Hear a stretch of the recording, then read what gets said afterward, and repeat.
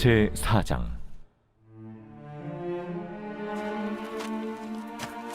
보아스가 성문으로 올라가서 거기 앉아 있더니 마침 보아스가 말하던 기업 물을 자가 지나가는지라.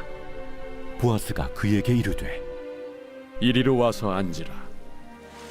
그가 와서 앉음에 보아스가 그 성읍장로 10명을 청하여 이르되 당신들은 여기 앉으라.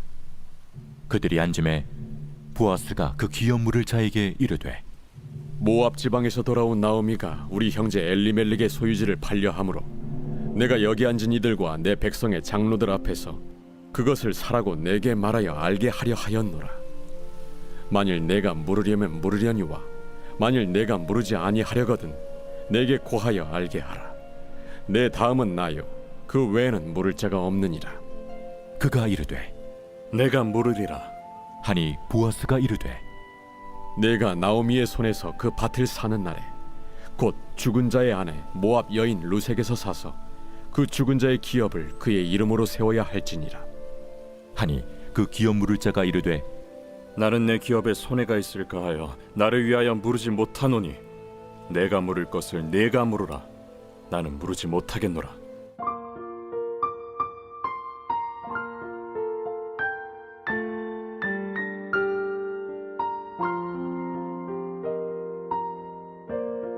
Wherever you go, I shall go. Wherever you live, so shall I live.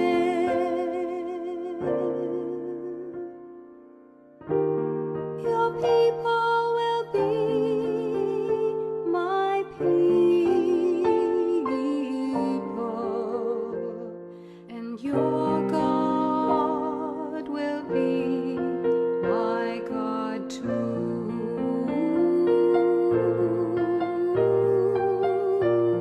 Wherever you die, I shall die,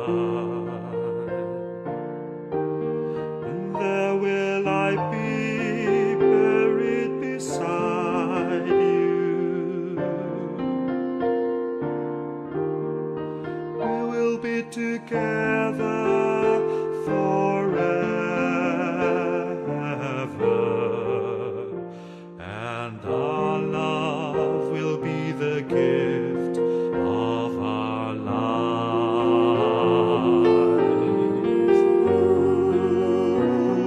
Wherever you go, Wherever you go,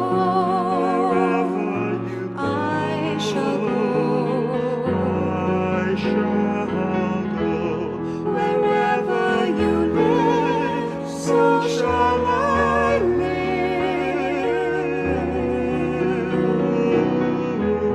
Your people will be my people, and your God will be my God too.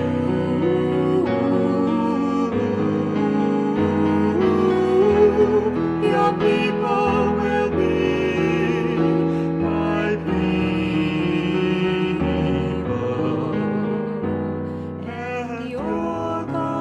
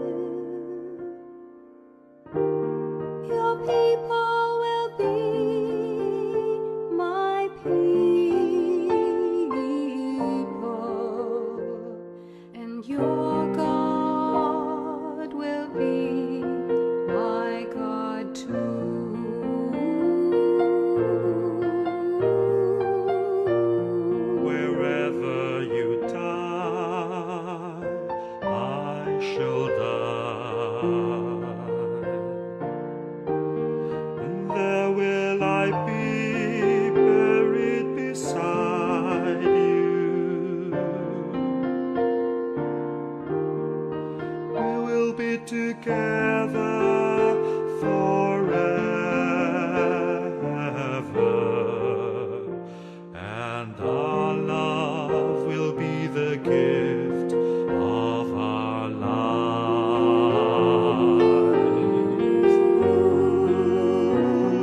Wherever you go, I shall go. I shall go.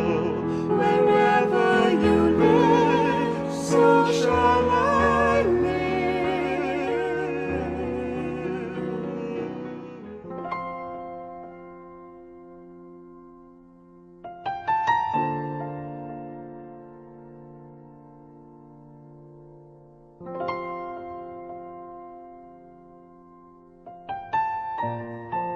영국의 유명한 찬송 작가인 윌리엄 카우퍼라는 사람이 있었습니다.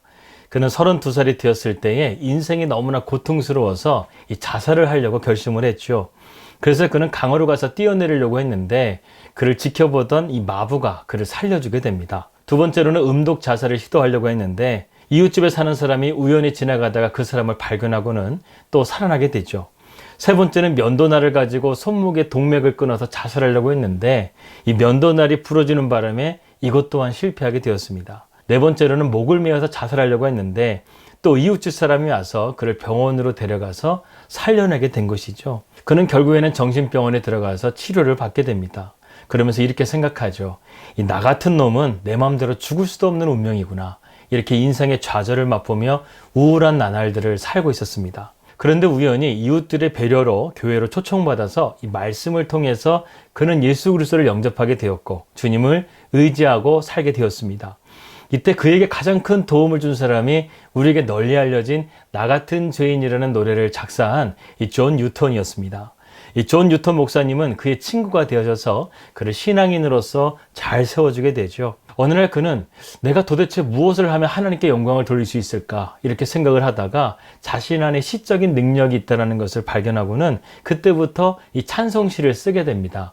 그가 쓴 찬송시는 무려 80여 곡이나 되는데 우리에게 널리 알려진 찬송가로는 찬송가 190장 샘물과 같은 보혈이라는 찬송가가 있습니다. 샘물과 같은 보혈의 은혜가 어리석은 생각으로 생을 마감하려고 했던 나를 그분께서 살리시고 이 세상 누구보다 주님께 감사하며 찬양하는 삶으로 자신을 인도해 준 그 하나님께 감사의 찬양을 올린 것이죠.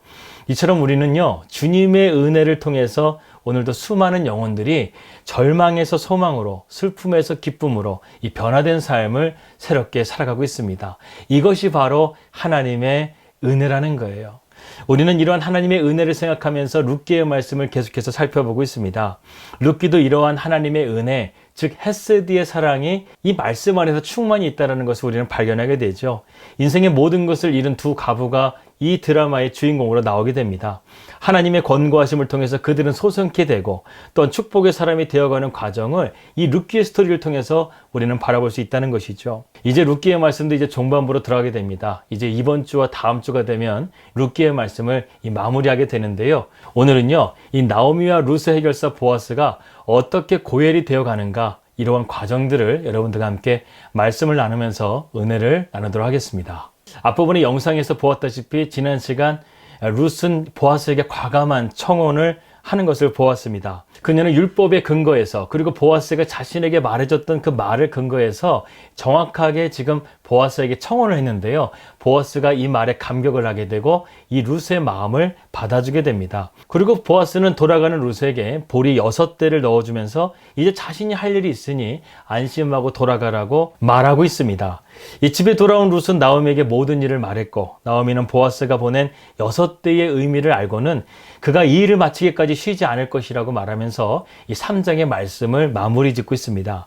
이제 4장은 우리의 해결사 보아스가 도대체 어떻게 이 문제를 해결해 나가는가 이것에 대해서 함께 말씀을 보도록 하겠습니다. 먼저 1절과 2절입니다.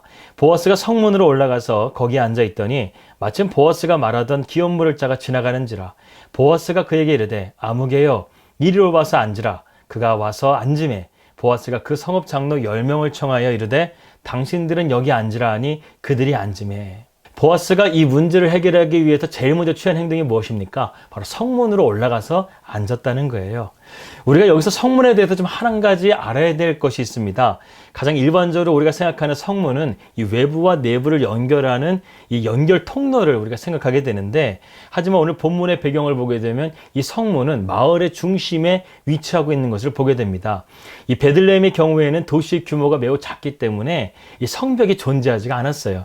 따라서 여기서 말하는 것은 이 성문의 마을 중앙에 있는 아치형 성문을 말하는 것입니다.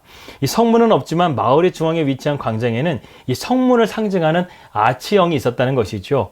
그래서 이곳은 마을의 중요한 문제를 결정하는 중요한 장소였다는 것을 알 수 있습니다. 그래서 보아스가 성문으로 나가서 앉았다는 것은 이 문제를 사적으로 해결하려는 것이 아니라 이스라엘 공동체 전체 앞에서 공명정대하게 이 문제를 처리하려고 했다는 것을 보여준다는 것이죠. 우리가 룻기의 말씀을 통해서 가장 중요한 주제가 바로 고엘, 기업물을 자인데요. 우리가 다시 한번 정리해 보면서 이 기업물을 자가 어떠한 특징이 있는지를 우리가 세 가지로 다시 한번 정리해 보도록 하겠습니다. 이 기업물을 자의 첫 번째 책임은요, 가까운 친척이 돈을 잘못 사용해서 타인의 종이 되었을 때 그 빚진 친척을 돈을 주고 사서 다시금 자유의 신분이 되도록 해준다는 것이죠. 그리고 두 번째는 자신의 집안 대대로 내려오는 땅을 다른 사람에게 팔게 되었을 때 친척이 그 가문의 땅을 사서 원주인에게 돌려주는 것입니다. 그리고 세 번째는 친척이 누군가에게 부당한 죽임을 당했을 때 그 죽은 자의 원한을 풀어주기 위해서 친척들이 함께 복수를 해주는 것, 이것이 바로 기업물을 자, 고엘의 의미였다는 것이죠. 오늘날에는 이러한 기업물을 자에 대한 제도가 우리에게 생소하게 다가올 수 있습니다. 하지만 고대 사회에서는요, 이 제도가 개인과 가족을 보호하기 위한 하나님의 긍휼의 제도였다는 것을 우리는 알아야 되겠습니다. 그래서 룻이 보아스에게 청원한 것은요, 두 번째 의무인 이 기업물을 자로서 가문과 땅과 회복을 위한 희생을 요구한 것이었고, 보아스는 이 룻의 청원을 기꺼이 받아주게 된 것입니다. 보아스는 이제 이 문제를 해결하기 위해서 마을 중앙에 있는 성문으로 나아갑니다. 그리고 거기에 앉아서 한 사람을 찾았어요. 그 사람이 누구냐면 바로 오늘 본문 말씀에 나오고 있는 이름도 없는 아무개라는 사람입니다. 그리고 마침 성문을 지나가는 이 아무개를 만나게 돼서 그 가까운 기업물을 자를 향해서 보아스가 그를 멈추게 하고 이 성문에 앉게끔 말하고 있습니다. 그뿐만이 아니라 권위 있는 마을의 장로들 10명을 택해서요, 그들을 증인으로 세우고 이제 이 기업물을 자에 대해서 정확하게 일을 처리하고 있는 모든 과정을 다 마치게 됩니다. 여러분, 룻기의 말씀을 통해서 마침이라는 단어가 나오게 되면요, 우리가 유심하게 봐야 됩니다. 이것은 무슨 말이냐면 하나님의 섭리가 지금 일어나고 있는 사건이라는 거예요. 단순하게 그것은 우연적인 것이 아니라 하나님의 섭리 안에서 이 일이 이루어지고 있다는 것을 알아야 된다는 것입니다. 그래서 마침이라는 것은요, 하나님의 인도하심이라고 보면 된다는 것입니다. 3절과 4절입니다. 보아스가 그 기업물을 자에게 이르되 모압 지방에서 돌아온 나오미가 우리 형제 엘리멜렉의 소유지를 팔려함으로 내가 여기 앉은 이들과 내 백성의 장로들 앞에서 그것을 사라고 내게 말하여 알게 하려 하였노라. 만일 내가 물으려면 물으려니와 만일 내가 물으지 아니하려거든 내게 고하여 알게 하라. 내 마음은 나요 그 외에는 물을 자가 없느니라 하니 그가 이르되 내가 물으리라 하는지라. 여기서 먼저 보아스는 기업물을 자에게 상황을 간략하게 설명해 주고 있습니다. 모압에서 돌아온 나오미가 친척인 엘리멜렉의 소유지를 팔려고 하고 있고 이것을 당신이 사주어야 하는 의무가 있다는 것이죠. 지금 여기에 10명의 장로들 앞에서 너는 선택해야 되고, 만약 너가 그 기업을 물으지 않는다고 한다면 그 다음 순번인 내가 기업을 물으겠다는 내용을 지금 알려주고 있는 것입니다. 그런데 뜻밖의 대답이 나옵니다. 기업 물을 자는 주저하지 않고 yes, 내가 물으겠다고 지금 말하는 것이죠. 보아스는 당황했지만 그 다음에 침착하게 그 다음 설명을 해주고 있습니다. 5절입니다. 보아스가 이르되 내가 나오미의 손에서 그 밭을 사는 날에는 곧 죽은 자의 아내 모압 여인 룻에게서 사서 그 죽은 자의 기업을 그의 이름으로 세워야 할지니라. 보아스는 이 아무개에게 너가 나오미에게서 엘리멜렉의 소유주를 산다는 것은 단순한 의무가 아니다. 엘리멜렉의 죽은 아들의 아내였던 이방 여인 룻과 결혼을 해야 된다는 것이고, 그녀와 결혼하여 자녀를 낳게 되면 엘리멜렉의 가문의 자식으로 주어야 하고, 그 자식에게 당신이 값주고 엘리멜렉의 모든 소유주를 너가 상속해줘야 된다. 지금 이것에 대해서 지금 보아스가 설명해 준 것입니다. 이 말의 핵심은 이것입니다. 너가 지금 고엘이 된다고 한다는 것은 네가 잘 모르지만 너가 엄청나게 손해본다는 거야. 큰 손해를 본다는 거야. 그런데도 너희가 고엘을 할 거야? 어떻게 할 거야? 이렇게 물어본다는 것입니다.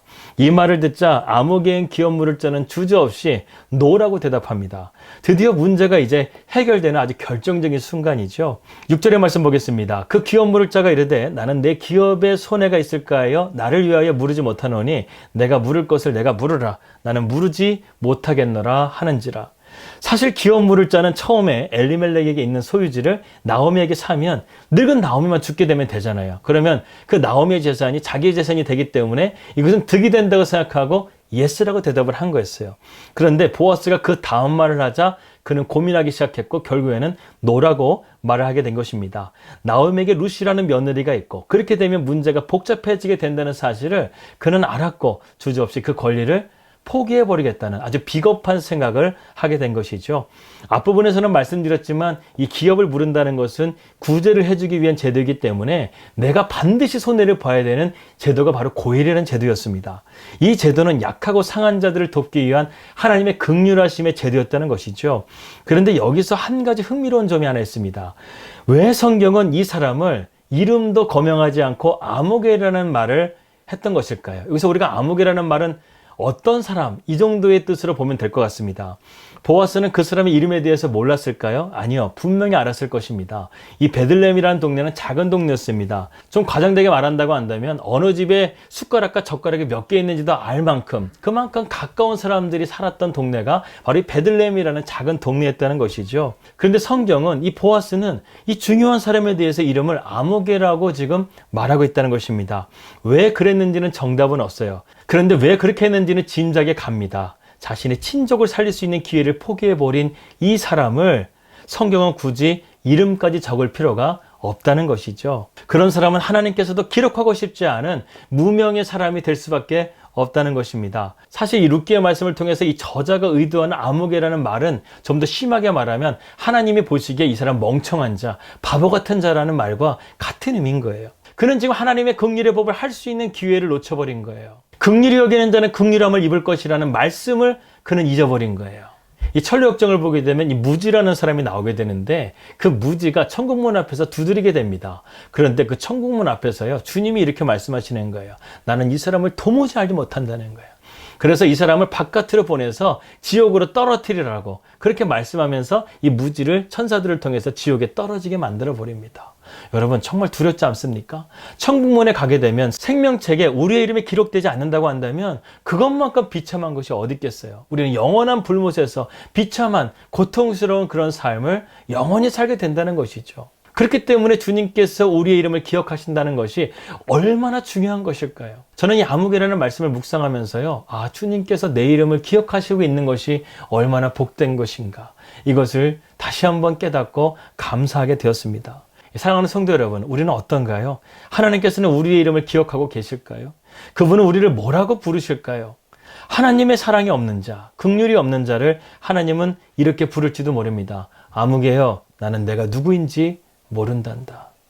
세상에서 아무리 똑똑하고 잘 나가고 부유하다 할지라도요, 하나님의 나라에서 주님이 우리의 이름을 기억하지 못하신다고 한다면 그것만큼 가장 비극적인 일은 없을 것입니다. 사랑과 섬김으로 우리가 세상 가운데서는 바보라는 말을 듣는다 할지라도 절대 하나님 앞에서는 무명인이 되지 않기를 주님의 이름으로 기도합니다. 기도하겠습니다. 하나님 아버지, 오늘 우리가 룻기의 말씀을 통해서 우리의 이름을 기억하시고 우리를 하나님의 나라로 인도해 주실 주님의 그 크신 사랑과 은혜를 감사드립니다. 우리에게 주신 이 구원의 은혜와 사랑을 우리가 감사하게 해 주시고, 특별히 오늘 룻기의 말씀과 같이 긍휼과 자비하는 마음으로 자신이 큰 희생을 하면서도 이 룻과 나오미를 구해주기 위해서 고엘이 기꺼이 되고자 하는 이 보아스, 우리의 삶을 위해서 기꺼이 목숨을 버리시고 십자가를 지신 우리 주님을 바라보면서 우리가 한 주간도 믿음으로 승리하며 나아갈 수 있도록 인도하여 주시옵소서. 주님은 우리의 삶의 문제의 진정한 해결사가 되어주십니다. 우리가 주님을 바라보며 주님을 갈망하며 우리 안에 주님의 은혜가 넉넉하게 채워질 수 있는 그런 놀라운 은혜가 우리 가운데 임하게 하여 주시옵소서. 감사드리며 예수님의 이름으로 기도하였습니다. 아멘.